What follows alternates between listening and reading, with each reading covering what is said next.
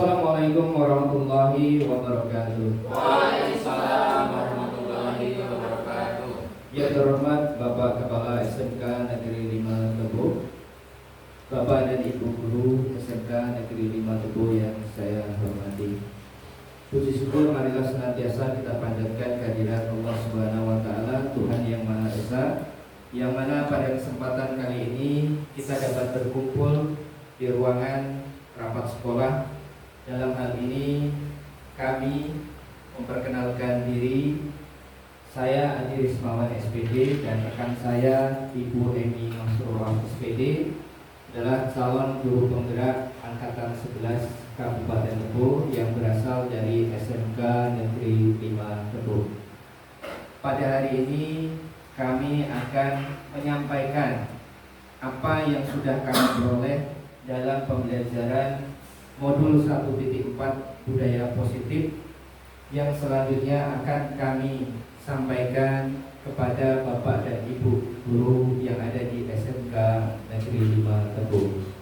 Dalam hal ini kami menggarisbawahi, kami bukanlah bermaksud menggurui, tapi kami berkewajiban untuk menyampaikan apa yang sudah kami peroleh dalam pembelajaran modul 1.4 budaya positif dalam program pendidikan calon guru penggerak angkatan 11 Kabupaten Tebo tahun 2024. Tidak lupa selawat dan salam marilah kita kirimkan kepada junjungan kita Nabi besar Muhammad SAW. Mudah-mudahan nanti kita di akhir mendapatkan sapaan dari beliau. Amin. Selanjutnya saya sebagai calon guru penggerak mewakili sebagai moderator pada kegiatan hari ini. Acara selanjutnya adalah sambutan dari Kepala SMK Negeri 5 Tebo. Dalam hal ini diwakili oleh beliau Bapak Marwato selaku wakil kesiswaan di SMK Negeri 5 Tebo. Kepada beliau kami persilahkan.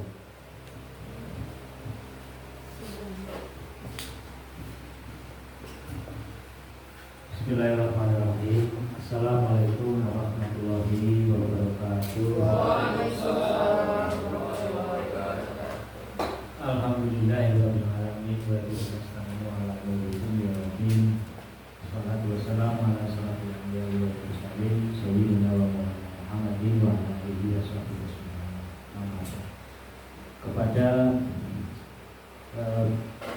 Bapak Ibu guru dan juga staf SMK Negeri 5 Kabupaten Tebo yang saya hormati, selanjutnya kepada Bapak Adi Rismawan SPD dan juga Ibu Emi Masrurah SPD selaku guru penggerak di SMK Negeri 5 Kabupaten Tebo yang saya hormati.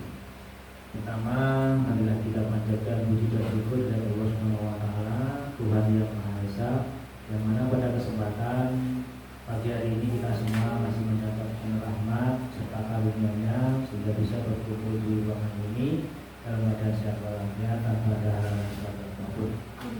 Salawat dan salam semoga tercurahkan kepada junjungan Nabi Muhammad SAW yang selalu kita nanti-nantikan sahabatnya di jalan akhir nanti. Bapak Ibu yang saya hormati, di sini saya akan memberikan sedikit tanggapan ataupun sambutan dari kegiatan yang sudah dilaksanakan oleh beliau Bapak Adi Rismawan dan juga Ibu Emi Masrurah selaku calon guru penggerak angkatan 11 Kabupaten Tebo yang diajarkan di rumah ini. Jadi yang perlu saya sampaikan dalam kegiatan ini ada istilah pemibasan, artinya ilmu yang sudah didapatkan dari kegiatan ini bisa diharapkan untuk ditularkan ataupun diterapkan di sekolah sehingga nanti semua guru maupun semua anggota yang ada di sekolah ini bisa mendapatkan ilmu yang sudah didapatkan dari kegiatan guru penggerak ini. Jadi harapannya seperti itu.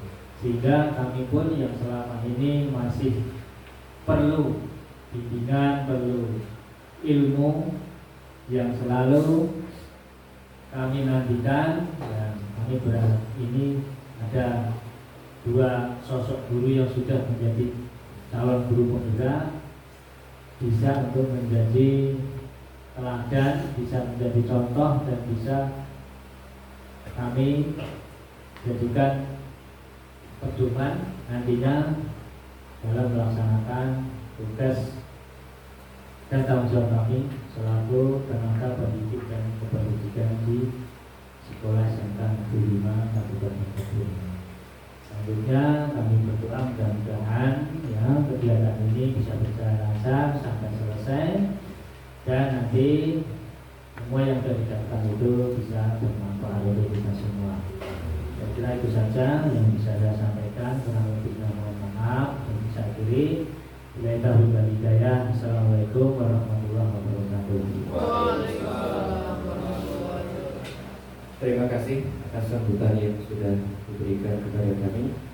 Selanjutnya kita masuk kepada tahapan acara penyampaian pemahaman budaya positif di SMK Negeri 5 Teguh yang akan dimulai oleh rekan kami yaitu Ibu Eni Masrurah SPD. Kepada beliau kami persilakan.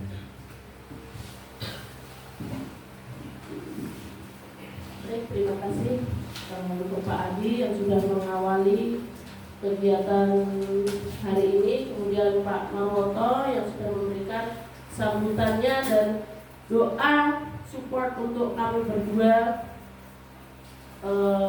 melancarkan kegiatan hari ini, kemudian Bapak Ibu guru yang lain juga yang bersedia hadir, meluangkan waktu, tenaga, pikiran, jiwa, raganya di sini. Semoga aman ya Bapak Ibu ya. Iya. Jadi di sini kami akan menyampaikan tentang penerapan budaya positif.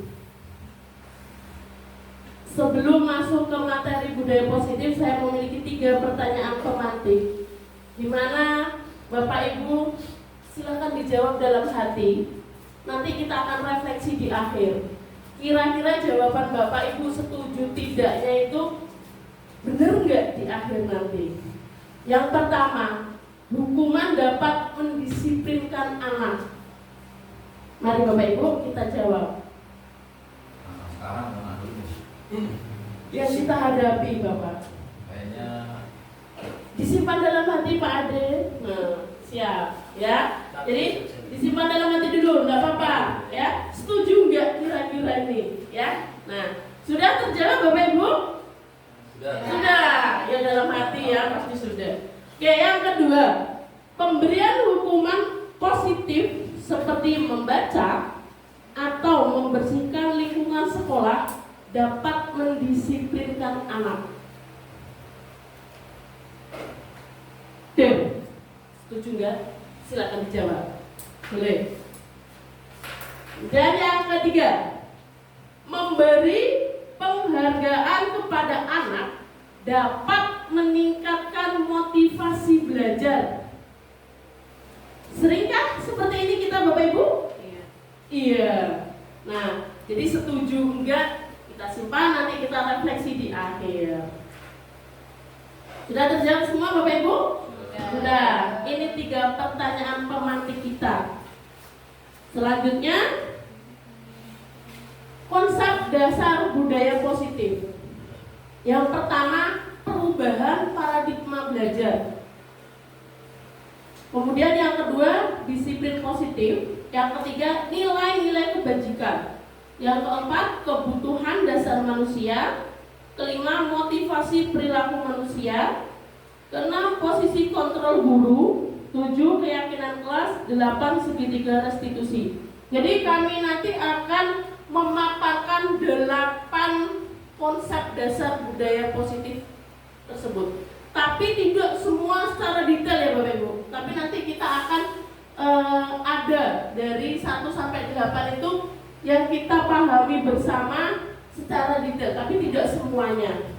Dan itu kami rasa, saya dan Pak Adi itu kenapa harus yang itu, kenapa enggak semua?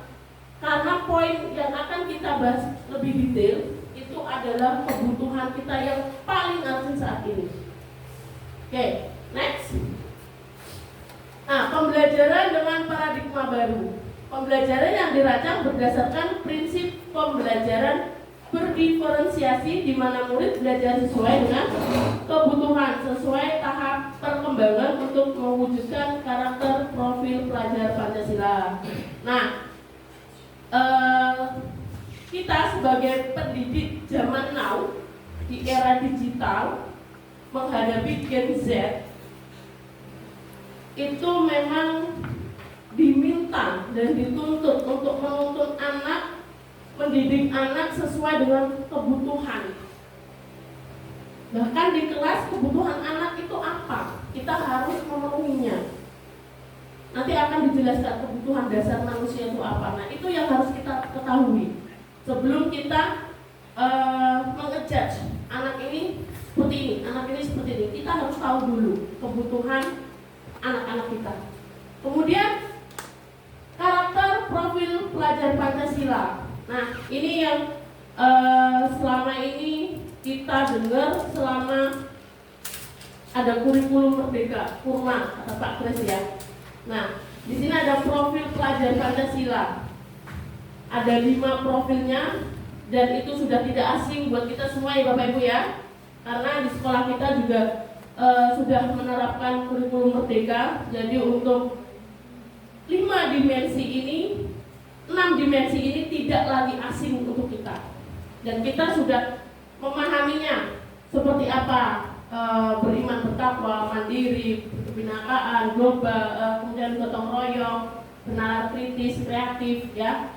Itu pasti di antara kita sudah mulai memahami dan paham. Next.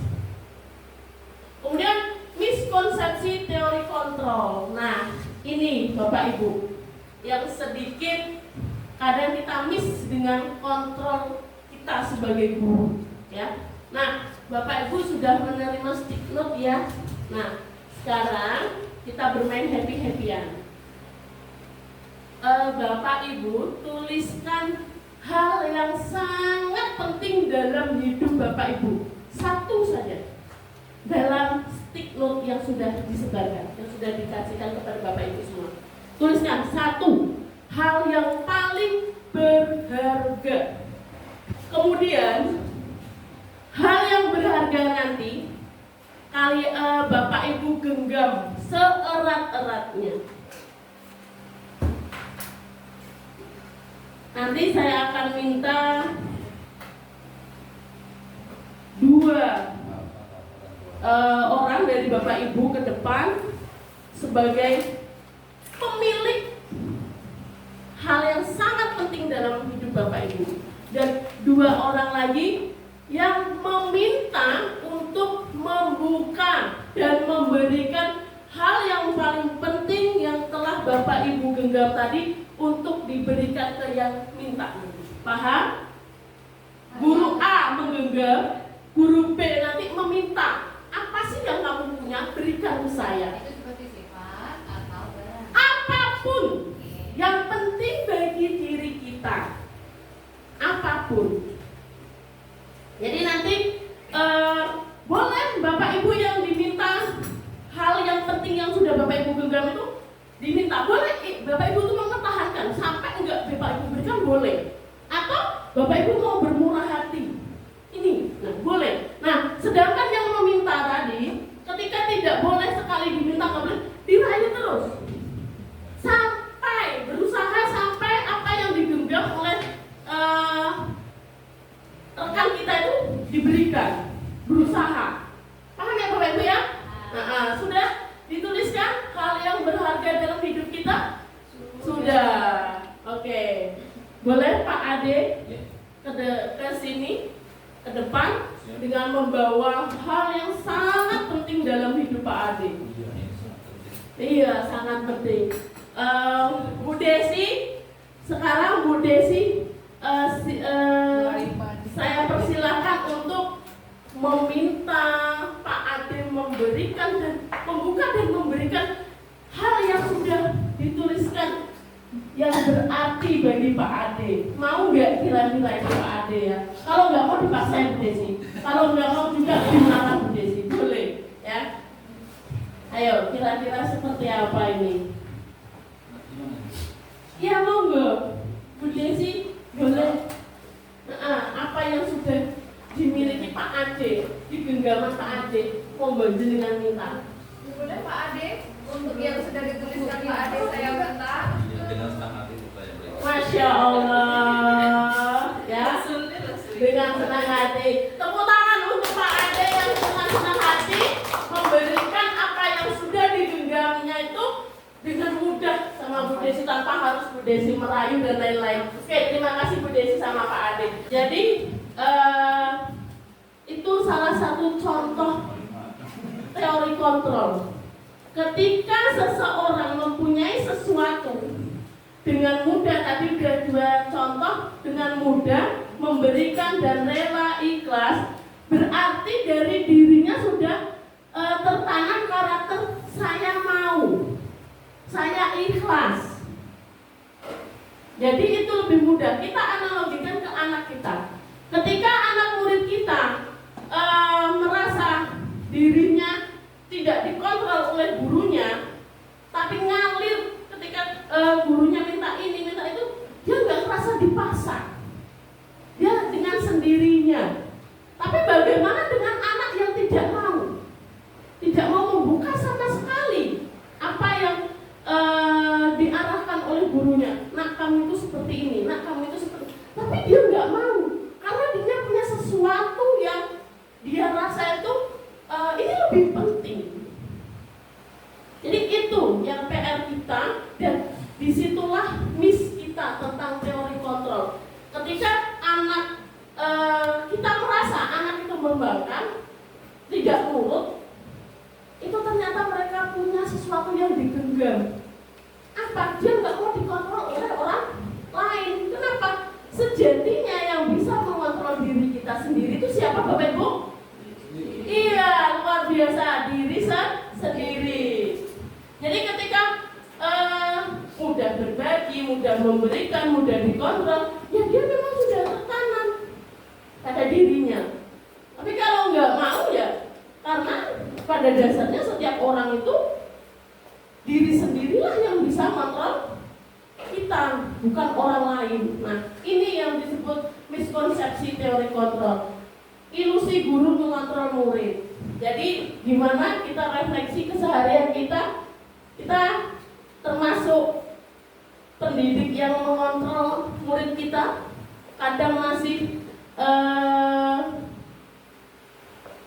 menuruti ego kita, memaksa siswa kita, masih ya Bapak Ibu ya. Karena di awal saya belajar modul 1.4 tentang budaya positif ini, saya merasa tertampar luar biasa. Kenapa? Karena ternyata kita menghadapi anak, menyelesaikan masalah anak, kemudian harus mengetahui kebutuhan anak itu seperti ini konsepnya. Tidak berdasarkan kemauan saya, tidak membuat anak itu menjadi yang saya mau, gitu.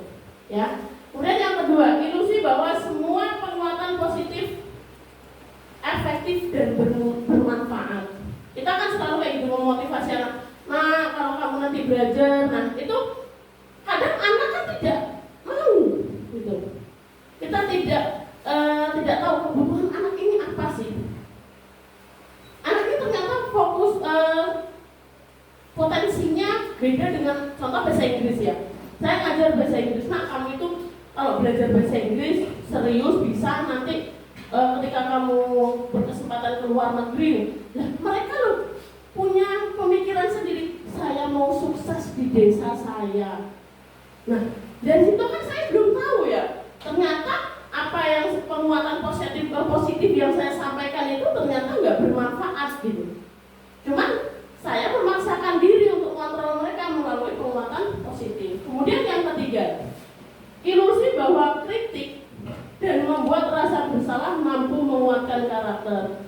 Kira-kira kita sering nggak membuat anak murid kita itu merasa bersalah ketika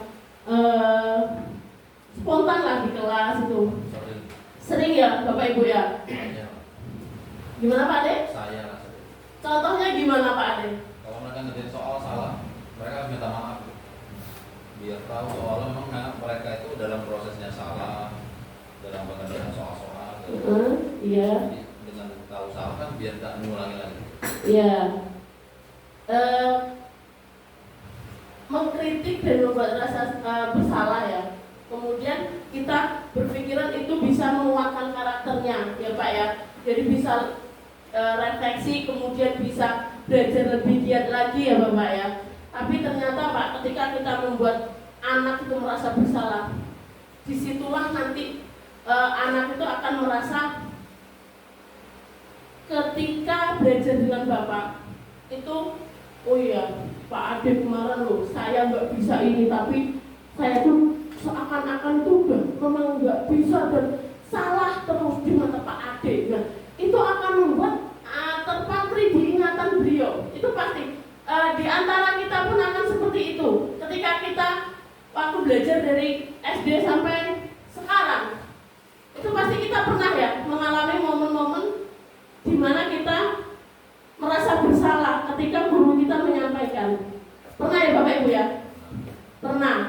Saya sendiri juga seperti itu pernah. Ketika guru saya, wah sudah diajarin, kok masih nggak mudeng-mudeng lalu ini kan simpel. Nah, itu kan di situ rasanya gimana kalau ketika kita seorang murid, guru kita berbicara seperti itu, menghakimi kita seperti itu, mengkritik. Kalau kita sharing dengan Bapak Ibu guru yang lain, nggak apa-apa di luar. Tapi kalau kita langsung dengan anak murid, ini lo simpel deh, gitu. Ini lo simpel, hanya seperti ini. Kok nggak paham sudah dijelaskan berkali-kali. Nah, disitulah anak akan merasa bersalah dan akan down. Saya kok nggak paham ya dengan belajar dengan Bu Emina. Di situ Pak ya, akan meninggalkan kesan dan momen yang kurang bagus. Kemudian yang terakhir, ilusi bahwa orang dewasa berhak memaksa. Nah ini, ketika kita sudah merasa lebih tua, lebih dewasa dari anak-anak, kita berhak untuk memaksa. Nah itu yang nggak boleh ya Bapak Ibu ya.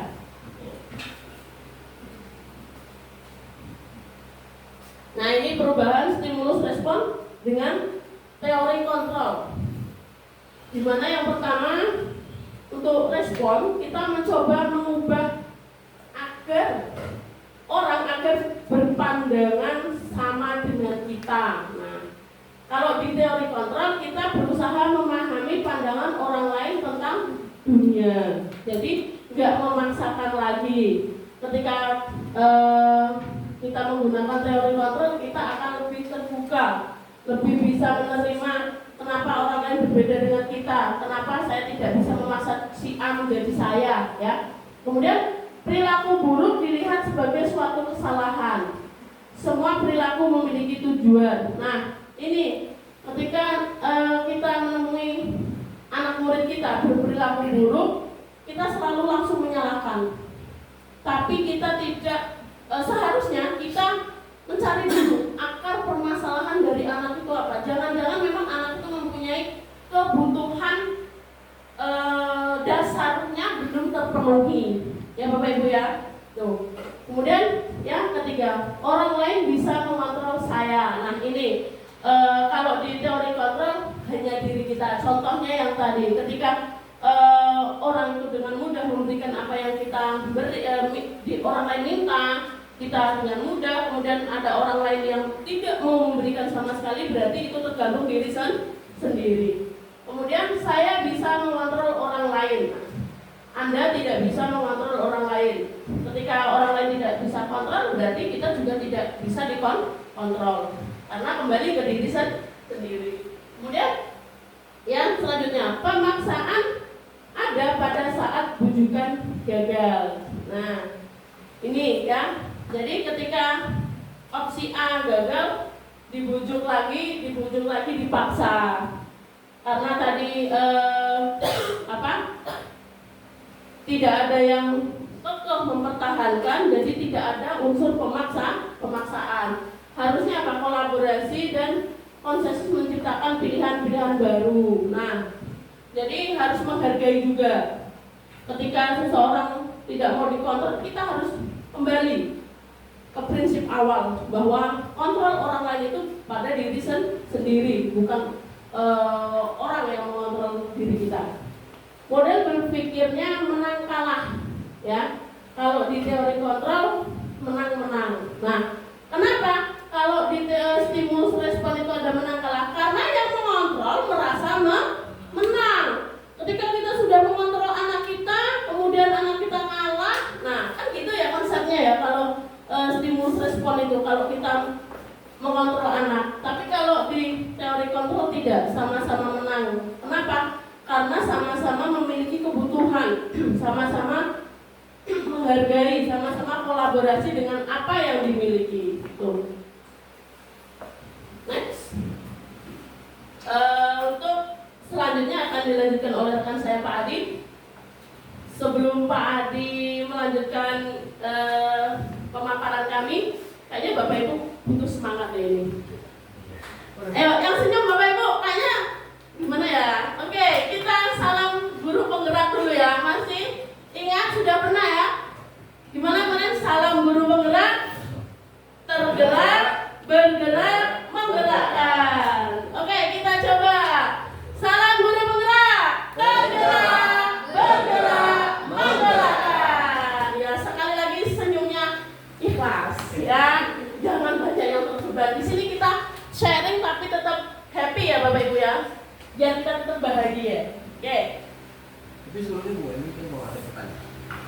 Pak Kris, mohon maaf untuk pertanyaan kita tampung di belakang. Biar semua nanti mudah terkoordinir. Ya, aman Pak Kris. Kita ulang ya. Salam guru penggerak. Bergerak, bergerak, menggerakkan. Oke, Pak Adi mau dilanjut. Baik, terima kasih luar biasa. Tadi rekan kami Ibu Emi sudah menyampaikan pemaparan awal berkaitan dengan paradigma pendidikan, berkaitan dengan budaya positif, diakhiri dengan bahwasanya budaya positif itu juga ada persepsi berkaitan dengan kebutuhan yang menentukan itu akan dipertahankan apakah akan diberikan atau dilepaskan oleh si pemiliknya. Bapak dan Ibu yang saya hormati, tadi rekan kami sudah melakukan ice breaking sebentar kepada Bapak Ibu, jadi saya rasa nggak perlu saya lanjut ice breaking lagi. Kita lanjut, masih banyak materi-materi yang akan kami sampaikan, mudah-mudahan akan bermanfaat untuk kita nantinya, dan hal-hal yang sekiranya ada di dalam pemikiran Bapak Ibu nanti bisa kita jawab atau kita diskusikan di akhir nanti. Selanjutnya materi kita adalah disiplin positif. Nah, ini adalah menjadi materi yang pokok berkaitan dengan modul, yaitu berpikir positif atau budaya positif. Tetapi sebelum memasuki budaya positif yang bisa diterapkan di pendidikan sekolah kita, di SMK Negeri 5 Teburu, terlebih dahulu kita memahami disiplin. Disiplin berasal dari bahasa Latin disciplina, yang artinya belajar disiplin mengacu pada disiplin diri yang memiliki tanggung jawab atas apa yang dilakukannya berdasarkan nilai-nilai yang diyakini. Itu artinya apa Bapak Ibu?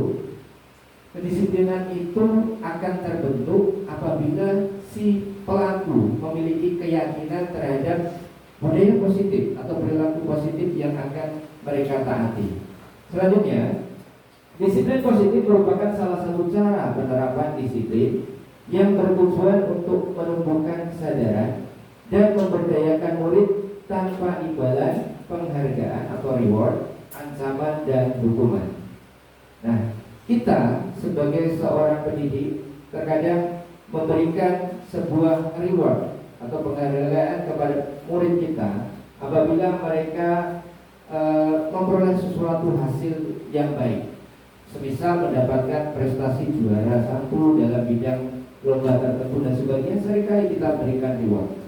Hal semacam ini nanti akan kita pahami apakah hal seperti ini sangat bermanfaat bagi murid kita, ataukah hal ini ada batasan-batasan yang nantinya bisa tetap mempertahankan prestasi yang mereka raih. Selanjutnya sebagai pendidik, tujuan kita adalah menciptakan murid yang memiliki disiplin diri sehingga mereka berperilaku sesuai nilai-nilai kebajikan universal dan memiliki motivasi intrinsik dalam perubahan perilaku ke arah yang lebih baik. Nah, sebelum saya lanjut Bapak dan Ibu, berkaitan dengan disiplin positif di sekolah kita atau di setiap sekolah tentunya sudah memiliki yang namanya peraturan atau yang kita kenal dengan tata tertib sekolah. Sekarang saya mau bertanya dengan Bapak dan Ibu sekalian, tata tertib yang ada di sekolah ini sumbernya dari murid ataukah dari sekolah, Bapak Ibu? Dari sekolah ya. Jadi ketika murid baru masuk ke sekolah kita, ketika BPDB selesai masuk, nah mereka sudah dihadapkan dengan adanya tata tertib sekolah yang sudah dibuat oleh sekolah. Nah, tata tertib ini tentunya dibuat oleh sekolah supaya murid dapat menjadi murid yang memiliki perilaku positif, memiliki budaya positif, atau tidak melanggar sesuatu yang sudah tertuang dalam tata tertib sekolah. Harapannya murid kita nanti akan dapat memperoleh hasil yang maksimal dari proses pembelajaran di sekolah. Akan tetapi Bapak Ibu, berarti tadi tata tertib kita simpulkan berarti peraturan. Kita kenal dengan peraturan. Kemudian ada istilah keyakinan. Nah, saya lagi mau bertanya dengan Bapak Ibu, lebih tepatkah ada peraturan atau keyakinan supaya murid kita ini memiliki perilaku budaya positif? Lebih diutamakan peraturan atau keyakinan? Bapak Ibu memilih keyakinan atau peraturan? Ya, peraturan atau keyakinan? Baik, yang peraturan tunjuk tangan. 1, 2, 3, 4, 5, 6 tunjuk. Berarti 2 diantaranya memilih keyakinan. Dalam hal ini perlu kita pahami Bapak Ibu, kita dalam kehidupan sehari-hari biasanya kalau di motor kita itu ada tulisan petunjuk berkendara, gunakanlah helm saat berkendara. Tidak ada yang salah dengan peraturan tersebut. Akan tetapi mari kita sama-sama amati Bapak Ibu di sekeliling kita. Ketika menggunakan kendaraan bermotor, kira-kira lebih banyakkah yang pakai helm daripada yang tidak pakai helm kalau tidak ada polisi yang sedang razia? Banyak yang tidak pakai helm Bapak Ibu ya. Berarti di sini Bapak dan Ibu atau lingkungan masyarakat yang sedang tidak pakai helm, mereka tidak memiliki keyakinan bahwasanya dengan memakai helm akan memberikan manfaat bagi si pengendara. Nah, oleh sebab itu kalau kita kaitkan dengan tata tertib di sekolah, maka lebih diutamakan keyakinan dulu untuk ditanamkan kepada murid kita. Tata tertib perlu dibuat oleh sekolah, tetapi untuk memunculkan budaya positif, maka perlu kita tanamkan keyakinan kepada murid kita. Jika anak sudah yakin bahwasanya kalau jam 7.30 harus hadir di sekolah, kita yakin murid akan hadir tepat waktu sebelum 7.30.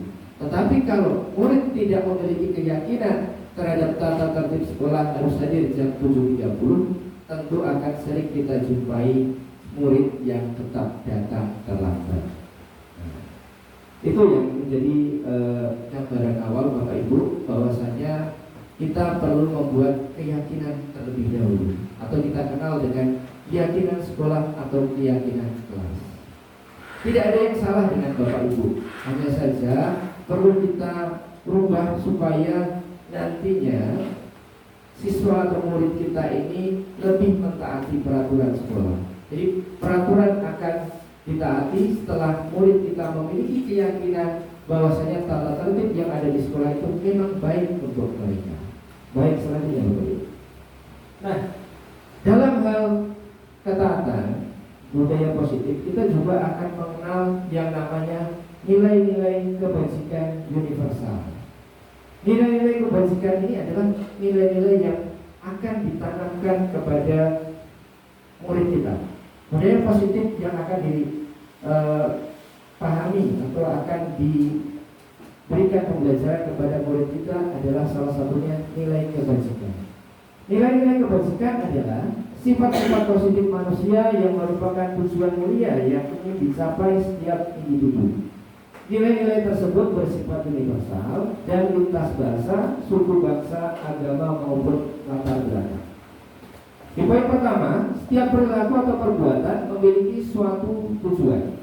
Hal ini diungkapkan oleh Dr. William Glasser pada teori kontrol tahun 1984. Kemudian yang kedua, dengan mengaitkan nilai-nilai kebajikan yang diyakini seseorang, maka motivasi intrinsiknya akan terbangun, sehingga menggerakkan motivasi dari dalam diri untuk mendapat mencapai tujuan mulia yang diinginkan.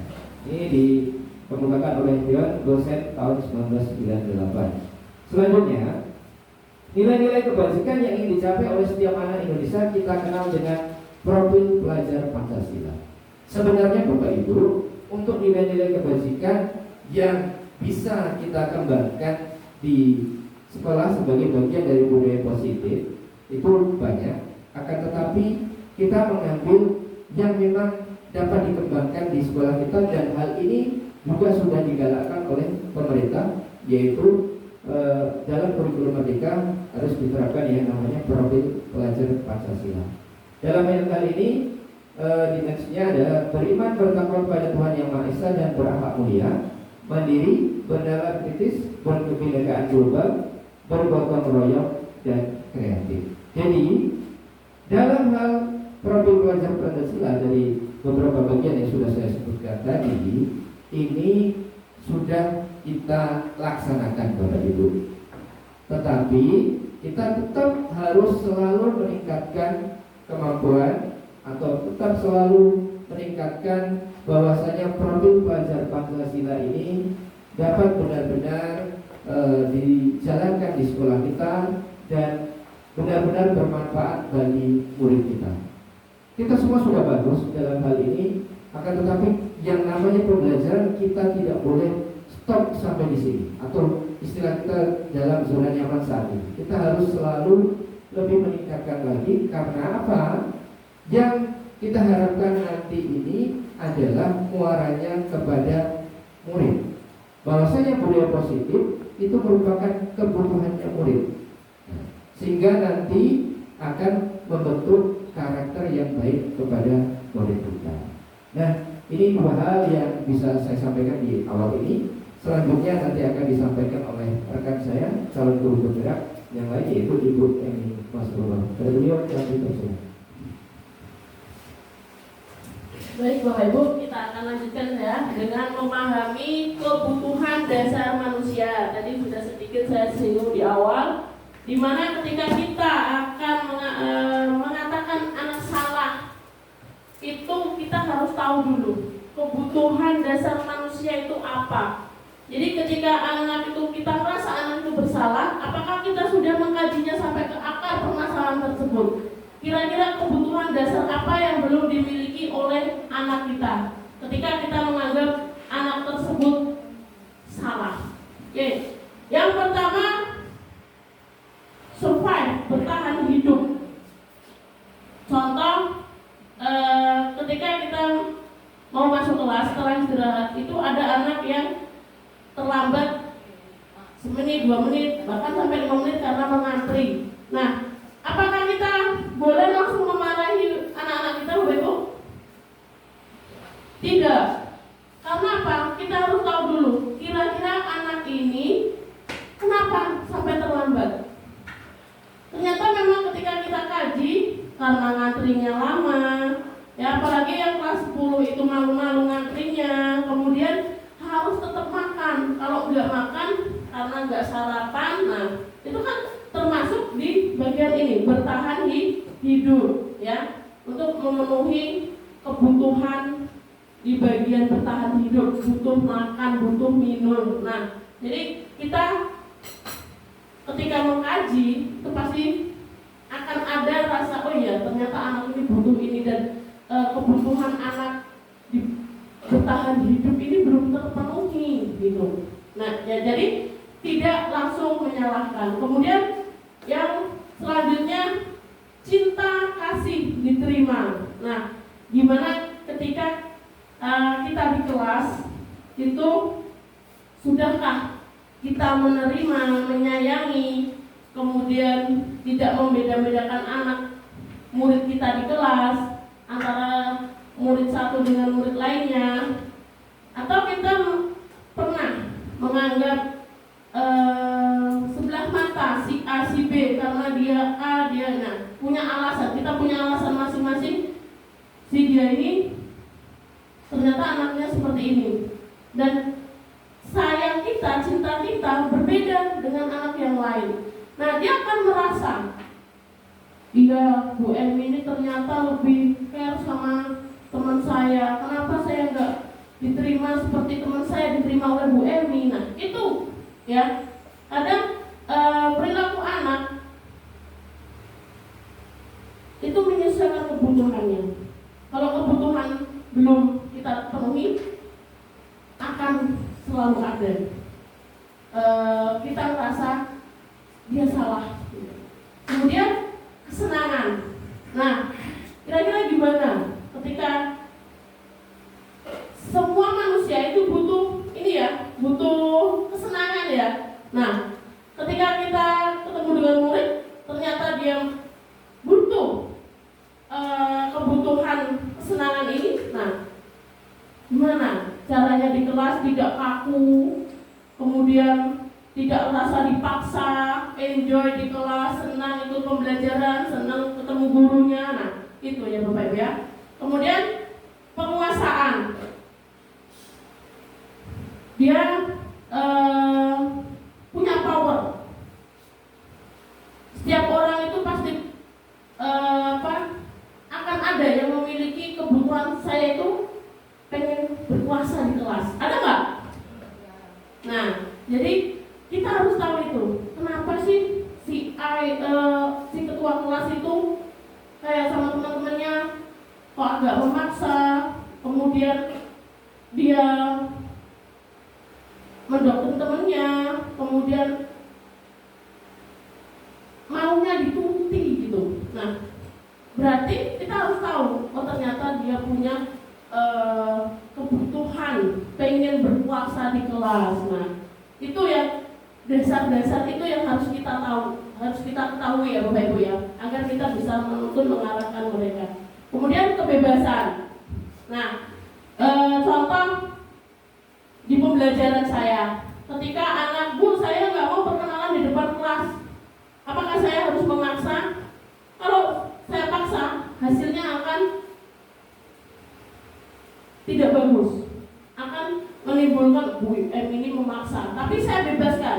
Oke, untuk perkenalan silakan mau di depan kelas, mau kirim video atau mau seperti apa. Nah, anak-anak butuh kebebasan seperti ini. Bahkan manusia butuh kebebasan.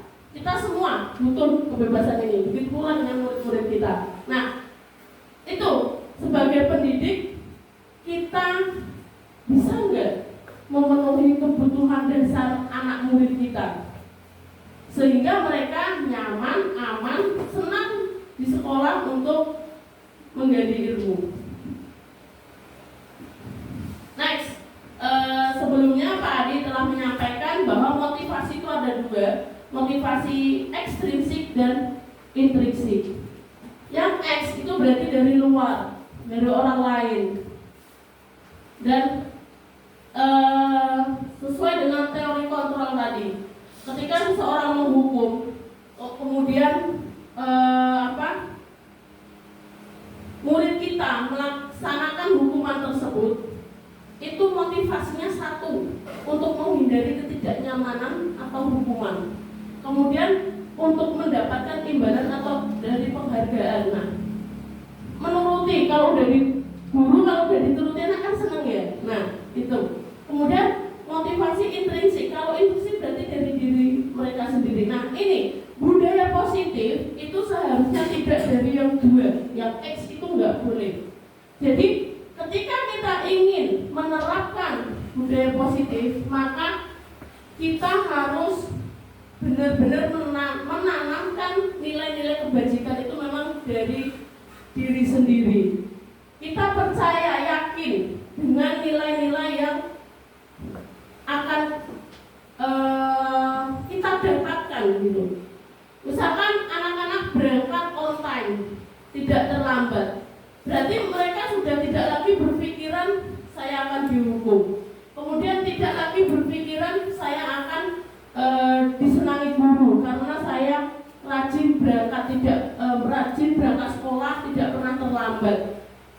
Tidak seperti itu, tapi apa? Mereka sudah meyakini bahwa ketika saya berangkat pagi dan tidak terlambat, maka satu nilai kebajikan disiplin itu saya miliki. Nilai berakhlak mulia itu saya miliki. Nah, jadi ketika kita melakukan apapun, itu motivasi kita harus yang intrinsik.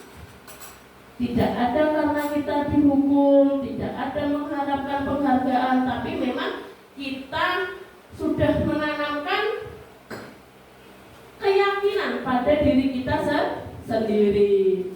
Itu tidak hanya untuk anak murid kita ya Bapak Ibu, untuk kita semua juga. Ketika kita masuk kelas sesuai dengan jadwal, tidak harus kemana sekolah nih, saya harus masuk. Nah, tidak seperti itu.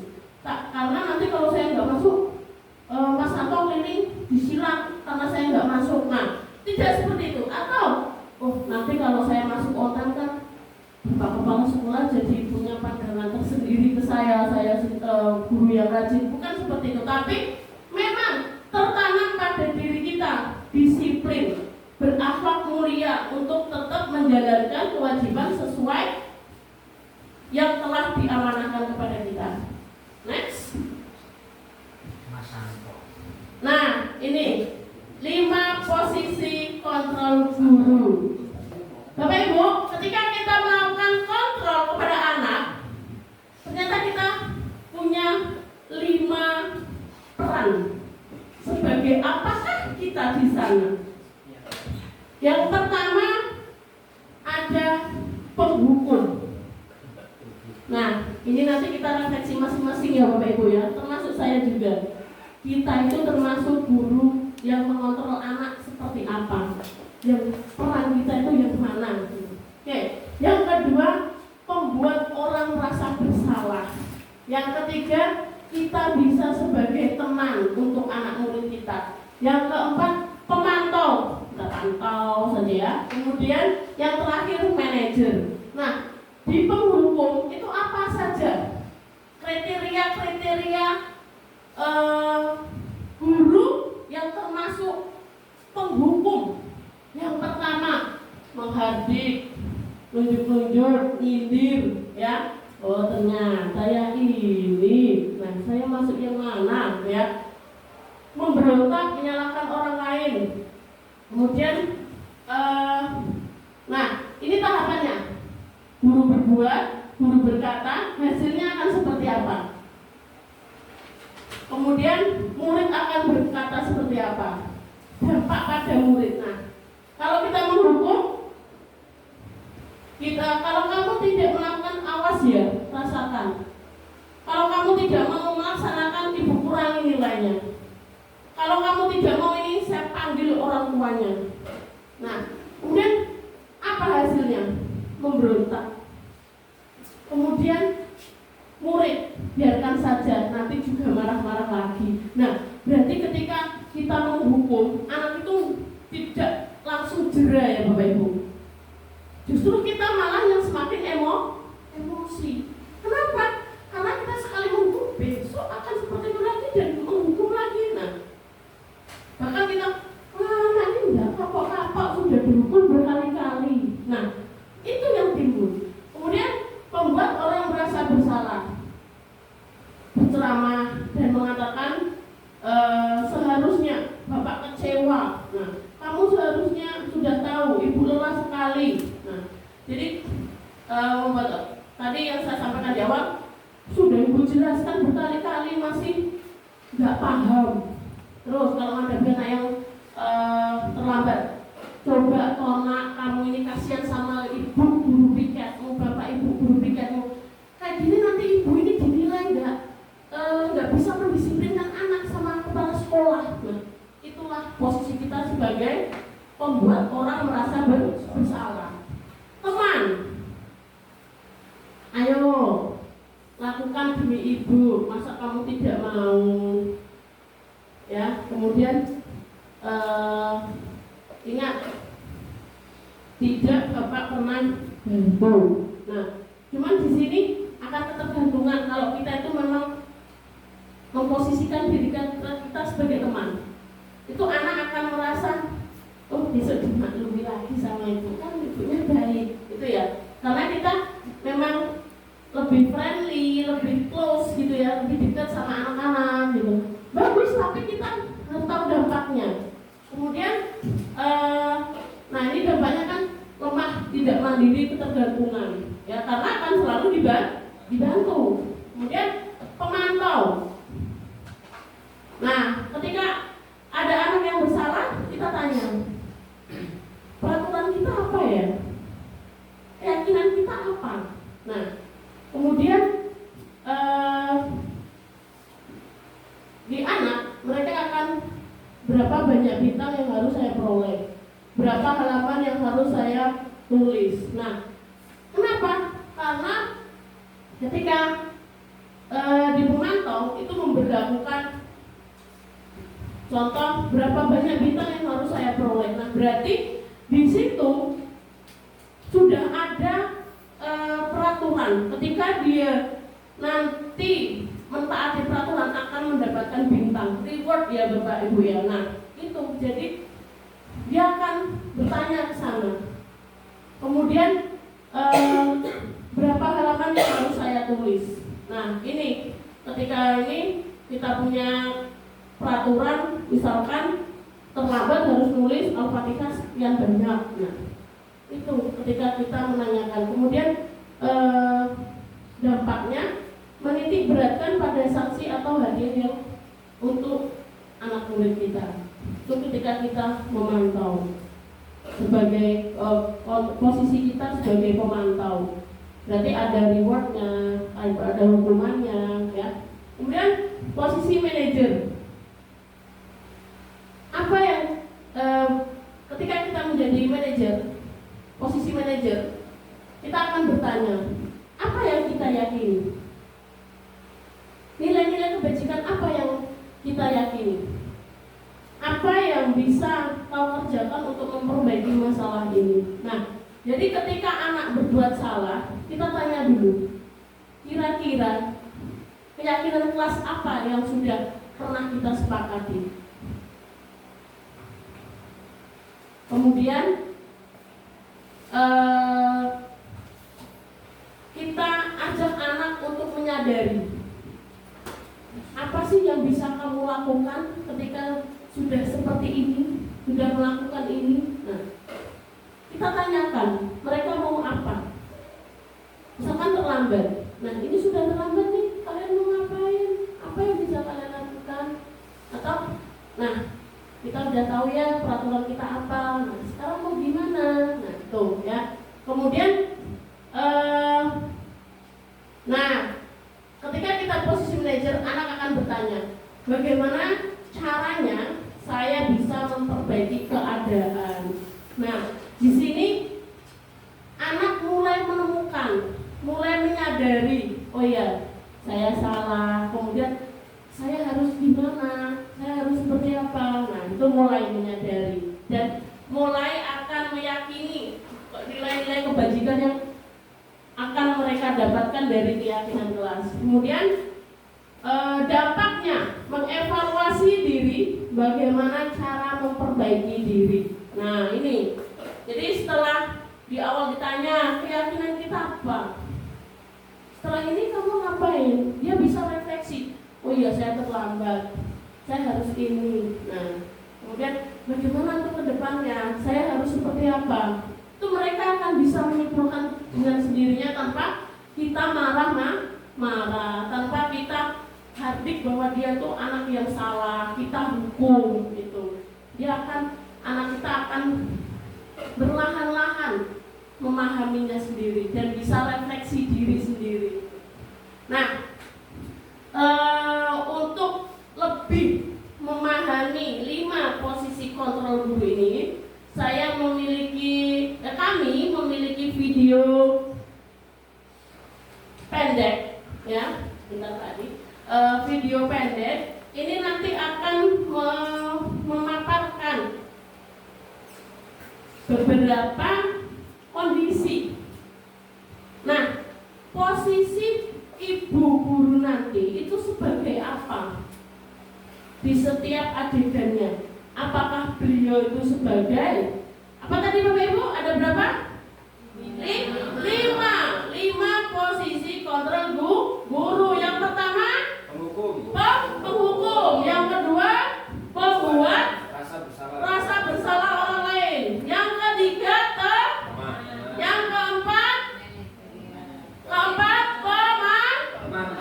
yang kelima manajer. Nah, jadi kira-kira nanti dari sekian adegan itu yang diperankan, itu ibunya itu memerankan sebagai apa? Nanti boleh ditulis di stick note-nya. Misalkan adegan pertama ibu ini sebagai teman, adegan kedua ibu ini sebagai pemantau, ketiga ibu itu sebagai manajer. Nah, jadi dari situ kita nanti akan lebih paham. Oh, seperti ini. Paham ya Bapak Ibu ya? Oke, mari kita saksikan bersama. Nanti setiap adegannya itu Bapak Ibu tulis saja 1 sampai 5. Jadi nanti 1 guru itu posisi kontrolnya sebagai apa? 2 sebagai apa? 3 apa? 4 apa? 5 apa? Hukum. 2 pembuat rasa bersalah. Nanti sesuai dengan videonya Bu. Ibu menuliskan itu, ya? Ya. Yang ketiga teman, keempat pemantau, kelima manajer. Ya? Ya, siap Bapak Ibu? Siap. Belum. Sabar Pak Adi, Bu Siti masih nulis. Oh, mantap.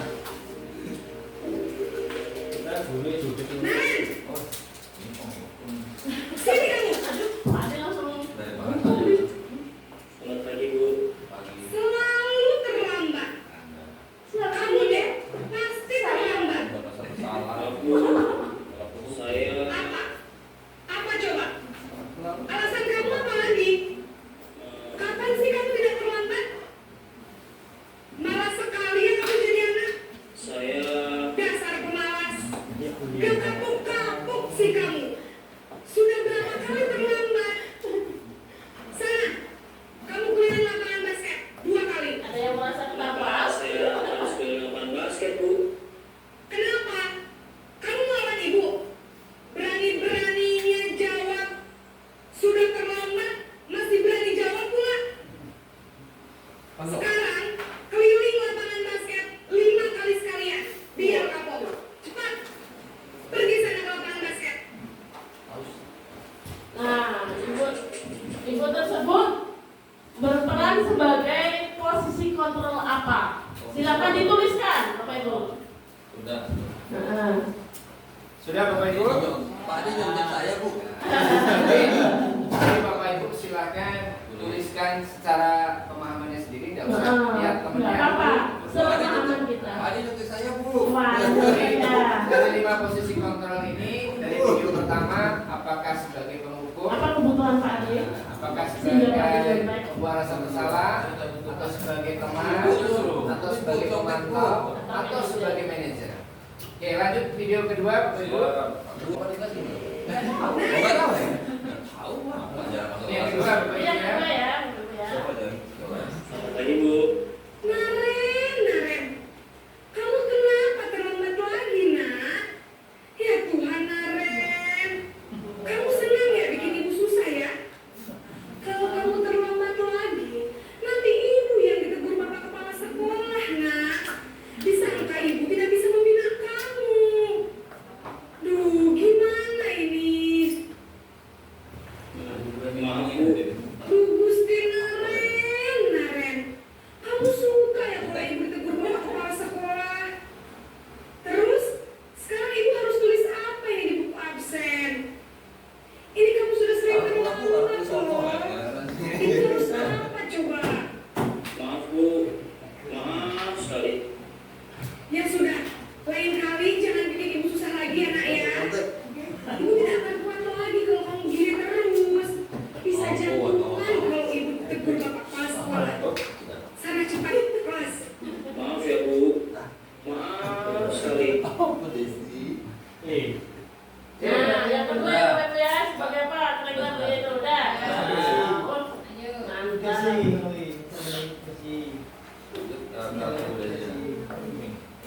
Yang pertama Yang ketiga Bapak Ibu ya. Yang ketiga. yang ketiga. Tekan semua tapi sikapnya gurunya beda-beda. Nen, Aduh, aduh. tahu banget. Selamat pagi Bu. Wah, sudah jam berapa ini nak? Terlambat lagi ya saya. Iya Bu, habis ibu saya lupa bangunkan saya Bu. Kamu malah menyalahkan ibu kamu. Kamu bukannya anak yang larinya paling kencang. Kok terlambat sih? Iya Bu, saya memang terlambat bangun tadi.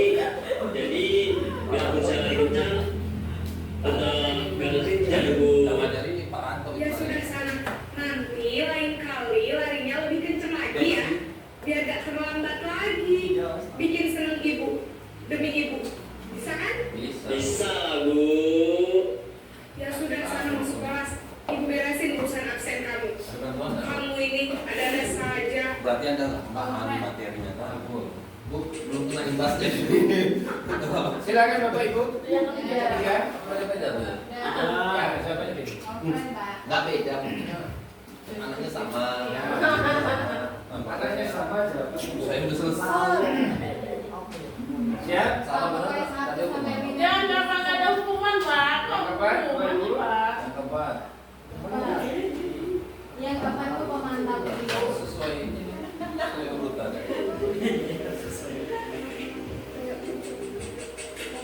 Ada berapa pilih Bu? Yang empat. Nen, Malu Bu.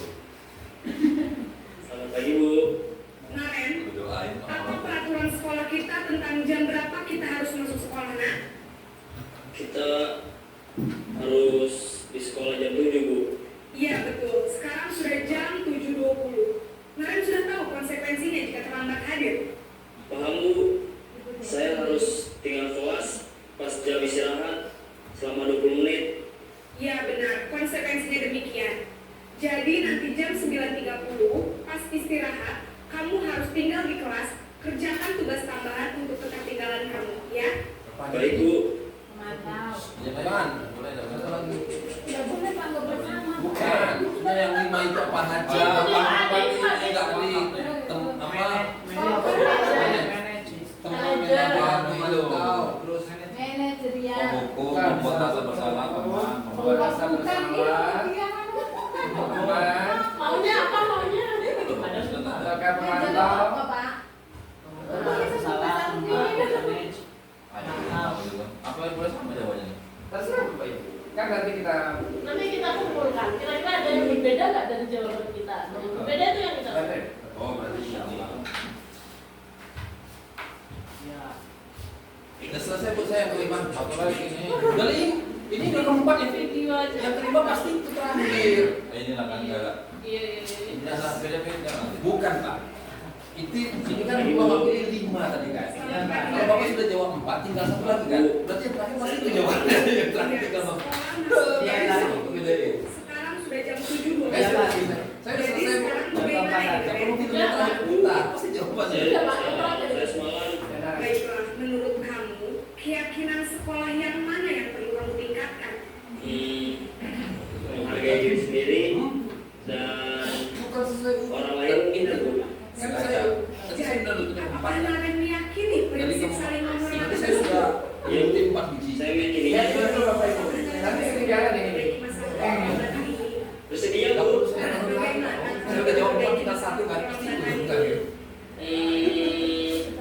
Mewakili Saya lima. tidak tidak lupa menyetel tangan saya Bu. Baik, kalau Naren lupa menyetel alarm di rumah, ada orang yang kira-kira bisa bantu mengingatkan tidak? Ada Bu. Ini loh. Kakak saya. Ada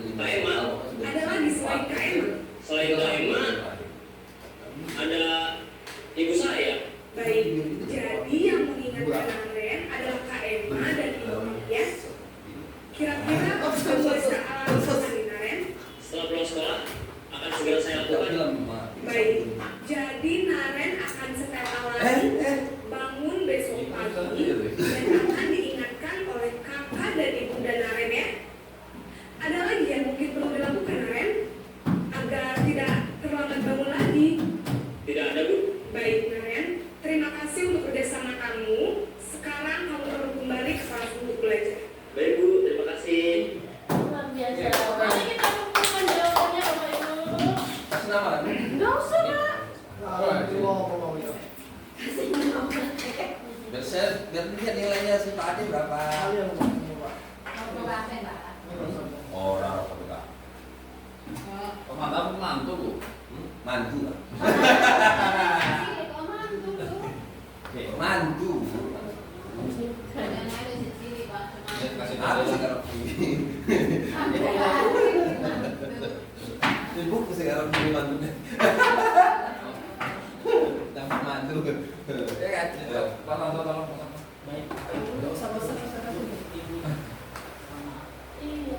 Ada kodenya. Wis, mantap. Berkode ya Pak Ade ya. Ade. Jadi, hah? So,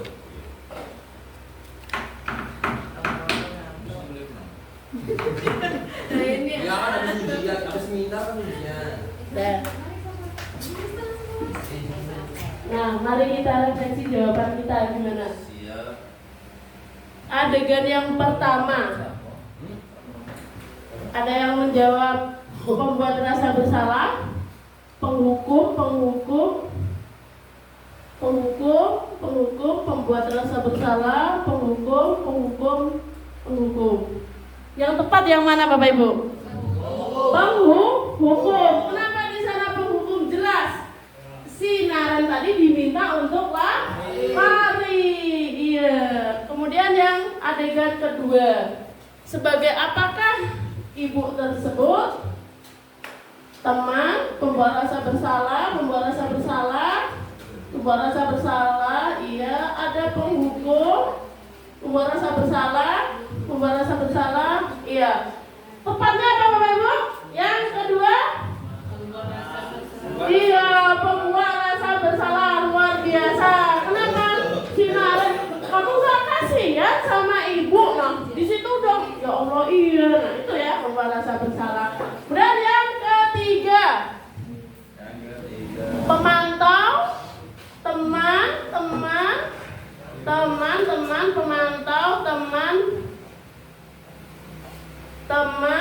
pemantau. Yang tepat apa Bapak Ibu? Yang ketiga, kenapa saya terlambat lagi? Lebih friendly, lebih dekat, berarti sebagai teman, bahkan dibantu. Ibu beresin absenmu. Nah, ya itu ada membantunya, ya Bapak Ibu ya. Kemudian yang keempat, penghukum, pemantau, manajer, pemantau, ya, sebagai apa yang keempat? Pemantau. Iya, jam berapa kita, peraturan kita itu jam berapa masuknya, tuh, ya. Kemudian ada konsekuensinya. Apa tadi di akhir Naren diminta untuk apa? Ya, tinggal kelas selama 20 menit untuk mengerjakan atau menyelesaikan tugas dari dia ketinggalan karena terlambat. Nah, itu konsekuensi. Maka beliau sebagai pemantau. Oke, berarti yang terakhir jelas ya Bapak Ibu ya, sebagai manajer. Ya. Nah, menurut Bapak Ibu dari 5 posisi kontrol tadi, manakah yang seharusnya kita lakukan sebagai pendidik, sebagai guru di sekolah? Manajer. Oke, keyakinan kelas agar kita lebih paham apa peraturan dan apa keyakinan kelas. Rekan saya Pak Adi akan memaparkan, menjelaskan apa sih bedanya, kenapa harus keyakinan enggak peraturan itu. Baik Bapak Ibu. Baik, terima kasih. Silakan Ibu. Baik, terima kasih. Ibu Eni sudah memberikan kesempatan kepada saya untuk meneruskan rangkaian kegiatan kita pada diseminasi budaya positif di SMK Negeri 5 Tebus. Luar biasa Bapak Ibu, sudah banyak yang kita lakukan. Terima kasih sampai tahap ini Bapak Ibu masih mengikuti dengan baik. Selanjutnya Bapak Ibu, tadi di penyampaian saya di awal tadi, saya sudah meyakinkan bahwasannya adanya peraturan kelas atau peraturan sekolah. Nah, kemudian harus diikuti yang namanya keyakinan kelas. Sebuah peraturan akan berjalan apabila muridnya memiliki sebuah keyakinan kelas. Nah, di sini karena tadi sudah saya sampaikan sedikit, saya hanya mengulas sedikit saja. Keyakinan kelas, mengapa keyakinan kelas bukan peraturan kelas? Nah, di sini dapat kita bahas bahwasanya peraturan itu tidak akan berjalan apabila si pelaku itu tidak memiliki keyakinan untuk menjalankan peraturan yang ada. Oleh sebab itu, kita perlu mengarahkan kepada murid-murid kita untuk memiliki keyakinan kelas. Ini tugas kita Bapak Ibu, tugas yang memang berat karena kita harus memberikan pemahaman murid yang jumlahnya tidak sedikit supaya mereka memiliki keyakinan kelas. Di sini ada beberapa contoh pembentukan keyakinan kelas. Yang pertama ada berkaitan dengan disiplin, kemudian ada religius, kemudian ada peduli lingkungan, kemudian ada toleransi. Kemudian dalam hal ini antara disiplin, religius, peduli lingkungan, dan toleransi, apabila seluruh murid-murid kita itu memiliki keyakinan, saya yakin bahwasanya apa yang sudah ada di sekolah kita ini dapat berjalan sesuai dengan apa yang kita harapkan. Nah, selanjutnya keyakinan kelas ini tentunya harus memiliki dampak yang positif. Jadi bukan berarti keyakinan itu yang dampaknya negatif. Kita mengarahkan di sini keyakinan kelas yang sifatnya bisa membawa positif kepada murid kita. Nah, selanjutnya Bapak Ibu, kita masuk di tahapan materi yang terakhir. Tadi rekan kami CGP Bu Emi Masulwa SPD sudah memberikan panjang lebar berkaitan dengan posisi kontrol kita di sekolah. Ada yang sebagai penghukum, ada yang sebagai pembuat rasa bersalah, ada yang berperan sebagai teman, ada yang berperan sebagai manajer, ya. Nah, hal-hal semacam itu tadi itu apabila sudah dijalankan, ternyata masih juga kita temukan anak-anak atau murid yang tetap melakukan. Sehingga apa? Melakukan kesalahan-kesalahan, misalnya tadi anak terlambat, anak melakukan keluar masuk kelas dan sebagainya, sehingga setiap guru nantinya akan punya posisi masing-masing. Mungkin beliau menerapkan pemukul, mungkin ibu yang ini sebagai teman, ini sebagai pemantau. Itu tergantung rata-rata tupoksi. Biasanya kalau guru piket cenderung sebagai pemantau. Nah, tapi kalau yang lebih dekat dengan murid cenderung akan menjadi teman. Akan tetapi tadi sudah dikatakan oleh rekan kami bahwasanya posisi yang diharapkan sebaiknya adalah sebagai manajer. Itu yang diharapkan dalam budaya positif. Nah, karena berhubung kita memang rata-rata hanya sebagai kecil yang sudah menerapkan tahapan sebagai manajer, tentunya mulai dari hari ini termasuk kami berdua juga sama-sama belajar mengubah supaya kedepannya kita bisa berperan sebagai manajer. Tapi tidak menutup kemungkinan posisi yang lain juga tetap masih bisa kita terapkan seperti yang dikatakan tadi, menyesuaikan dengan situasi. Tapi yang terbaik memang sebagai manajer. Selanjutnya Bapak Ibu, berkaitan dengan permasalahan-permasalahan yang ada di sekolah kita atau kasus-kasus yang terjadi di sekolah kita, penyelesaiannya tentu harus dengan cara yang tepat. Nah, dalam hal ini kita akan menyelesaikan permasalahan dengan yang namanya tahapan segitiga restitusi, atau kita kenal dengan segitiga restitusi yang memiliki 3 tahapan. Yang pertama mengidentifikasi, kemudian yang kedua validitas yang salah, kemudian yang terakhir keyakinan. Atau bisa dilihat di sini ada menstabilkan identitas itu di posisi awal. Nah, kemudian yang kedua validasi kebutuhan, yang ketiga adalah menanyakan keyakinan. Nah, selanjutnya gue ini Nah, dalam hal ini sebagai menstabilkan identitas untuk membuat anak yang merasa gagal karena misalnya melakukan suatu kesalahan. Nah, hal ini kita tidak boleh langsung memberikan vonis kamu bersalah. Jadi dalam hal ini kita mengarahkan untuk murid menyadari dengan sendirinya bahwasanya saya sudah melakukan yang namanya kesalahan. Tapi dalam tahapan ini menstabilkan identitas, murid itu diberikan sebuah stimulus atau motivasi bahwasanya kamu sudah baik dalam tahapan ini. Tapi sebaiknya tidak dalam hal konteks ini gitu. Jadi anak itu tidak langsung divonis, tapi dalam menstabilkan identitas lebih cenderung membuka masalah itu. Seperti di sini dibuat guru berkata, berbuat salah itu hal yang manusiawi. Tidak divonis kamu salah gitu. Tidak ada manusia yang sempurna. Bapak Ibu juga pernah berbuat salah. Nah, kita pasti bisa menyelesaikan permasalahan itu dan seterusnya. Ini Bapak Ibu ya. Lanjut yang kedua, validasi kebutuhan.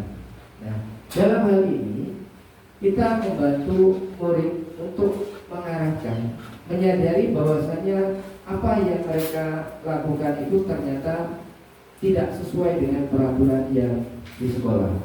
Sebagai contoh, kamu bisa saja kan melakukan hal yang lebih buruk, tapi kamu tidak melakukannya kan. Kemudian kamu pasti punya alasan mengapa melakukannya, apa yang penting bagi kamu dan seterusnya. Jadi dengan sendirinya nanti peserta didik atau murid itu akan menyadari, oh iya saya salah. Yang terakhir, menanyakan keyakinan dalam poin ini bahwasanya murid diarahkan bahwasanya kalau kamu melakukan yang terbaik atau tidak melakukan apa yang sudah kamu lakukan saat ini, pasti kamu akan memperoleh hasil yang lebih baik. Kamu percaya enggak gitu? Nah, istilahnya gini, kalau kamu hadir ke sekolah tepat waktu, ini akan memberikan manfaat buat kamu dan gitu. Kalau kamu percaya, pasti kamu akan berhasil menyesuaikan dengan pembelajaran tepat waktu gitu. Nah, di sini perannya hanya membawa murid tersebut memiliki keyakinan. Nah, pertanyaannya bisa nih, apa nilai yang kita percaya di kelas? Diarahkan dengan keyakinan yang sudah dibuat di kelasnya, seperti disiplin, religius dan sebagainya tadi. Baik Bapak Ibu, saya tidak akan berpanjang lebar. Selanjutnya kita masuk ke kasus, Bu. Ada contoh kasus. Nah, kasus ini jika tidak mengumpulkan tugas mandiri terstruktur gambar teknik dan 4 tugas belum satu pun yang Vika kumpulkan. Padahal batas waktu pengumpulannya sudah habis. Sementara itu, siswa yang lain semuanya sudah mengumpulkan. Bapak Abu Bakar selaku guru pengampu mata pelajaran dasar kompetensi kejuruan otomotif memanggil Vika ke ruangannya. Dalam hal ini berarti si Vika ini tidak mengumpulkan tugas-tugas yang diberikan oleh Pak Abu Bakar. Nah, jadi sementara rekan yang lain sudah mengumpulkan, tinggal Vika ini. Nah, akhirnya apa? Pak Abu Bakar ini memanggil Vika ke ruangannya untuk menyelesaikan kasus ini. Nah, oleh sebab itu, Bapak Ibu, kira-kira berkaitan dengan kasus satu ini, apakah bisa diselesaikan dengan tahapan segitiga restitusi, Bapak Ibu? Bisa? Menurut keyakinan Ibu, bisakah ini bisa diselesaikan dengan tahapan segitiga restitusi? Bisa ya? Bisa Bapak Ibu? Bisa. Nah, jika saya atau kami minta, kira-kira Bapak Ibu nanti mencoba berperan menjadi guru satu orang lagi menjadi murid, kira-kira Bapak Ibu aja mau mencoba untuk menyelesaikan tahapan segitiga restitusi untuk kasus Vika tadi? Vika, sehat? Alhamdulillah sehat. Tadi sarapan apa enggak? Sarapan, Bu. Oke. Tugas kamu mana? Kemarin itu kan Ibu suruh 4 tugas dan 1 pun belum kamu kerjakan, belum sampai ke meja Ibu. Itu alasannya apa? Maaf Bu, yang pertama itu saya lupa Bu tugasnya berapa. Kemudian yang tugas kedua itu karena nggak sempat Bu untuk bikin tugasnya karena kerjaan di rumah banyak.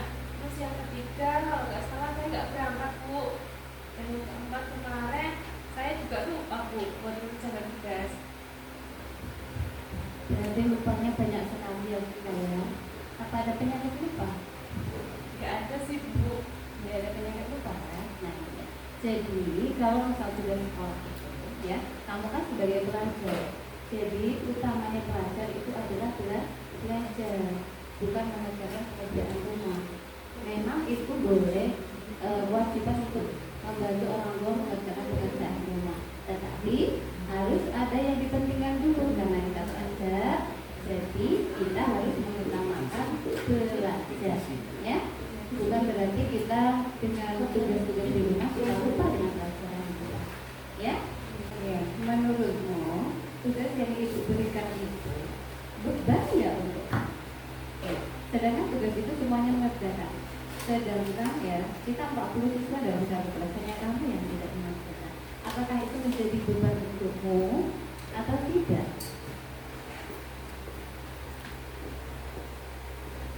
Maaf sebelumnya Bu, kalau saya tidak mengerjakan tugas, tapi saya akan usahakan untuk mengerjakan tugas dari Ibu. Sebenarnya tugas dari Ibu itu tidak menjadi beban saya, tetapi hanya kelalaian saya saja yang saya tidak mengerjakan tugas itu dari Ibu. Oke, kan jadi jelas ya, bukan tugas itu yang menjadikan beban untuk kamu, tapi kamu sendiri yang lalai atau kamu sendiri yang lupa. Jadi untuk kesepakatan kita ya, ketika kelalaian ini membuat kita tidak mengerjakan sesuatu yang diwajibkan, apakah boleh kita mulai lagi? Tidak. Oke, harusnya gimana? Apa yang harus kita lakukan? Harus mengerjakan tugas dari guru, harus mengerjakan tugas dari guru, harus disiplin dan lebih semangat lagi untuk belajar. Kalau misalnya kita semangat belajarnya, apakah kita bisa menjadi orang sukses nantinya? Bisa Bu. Yakin? Yakin. Jadi ketentuannya apa? Kita nggak boleh dan mengerjakan apa yang harus kita kerjakan. Baik, terima kasih Bapak Ibu sudah menyelesaikan tahapan segitiga restitusi. Selanjutnya di awal tadi rekan kami calon guru penggerak Ibu Emi sudah memberikan pertanyaan pemandu berkaitan setuju dan tidak setuju. Jawaban tersebut diminta disimpan di dalam hati setelah mengikuti rangkaian diseminasi budaya positif. Nah, barulah nanti akan kami tanyakan apa hasil perubahannya. Apakah tetap sama di jawaban di awal tadi ataukah ada perubahan setelah mengikuti. Nah, sekarang saya tanyakan pertanyaan yang pertama. Hukuman dapat mendisiplinkan anak? Tidak. Tidak setuju. Nah, tentunya Bapak dan Ibu di awal mungkin ada yang berpikiran setuju, tapi setelah mengikuti rangkaian kegiatan berubah menjadi tidak setuju, atau yang dari awal sudah punya pendapat tidak setuju. Jadi jawaban yang tepat adalah tidak setuju. Kemudian yang kedua, pemberian hukuman positif seperti membaca atau membersihkan lingkungan sekolah dapat mendisiplinkan anak. Setuju atau tidak setuju? Tidak setuju. Lanjut yang ketiga, memberi penghargaan kepada anak dapat meningkatkan motivasi belajar. Setuju atau tidak setuju? Tidak setuju. Tidak setuju. Luar biasa. Terima kasih Bapak Ibu, ternyata dapat memahami apa yang sudah kami sampaikan pada kesempatan hari ini. Mudah-mudahan kita semua dapat menjadi guru yang dapat memberikan pembelajaran yang berpihak kepada murid sehingga dapat meningkatkan karakter yang baik kepada murid.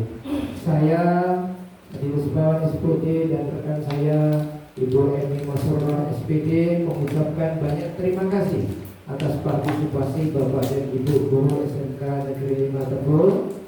Kami mewakili mengucapkan permohonan maaf apabila dalam penyampaian ada kekurangan, sekiranya mohon dimaafkan. Sekali lagi kami di sini tidak menggurui Bapak dan Ibu, tapi kami hanya menyampaikan apa yang sudah kami peroleh pada tahapan pembelajaran pendidikan guru penggerak, terutama di modul 1.4 budaya positif. Sekali lagi terima kasih. Kami akhiri wabillahi taufiq wal hidayah. Wassalamualaikum warahmatullahi wabarakatuh.